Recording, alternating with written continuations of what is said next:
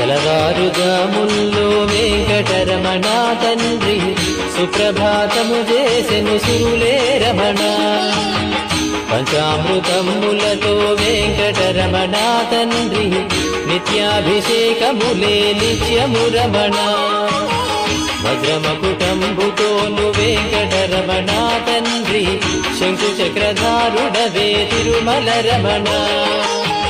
మూడు నామాలతోను వెంకటరమణ తండ్రి ముల్లోకములు ఏడడి మూర్తి విరమణ.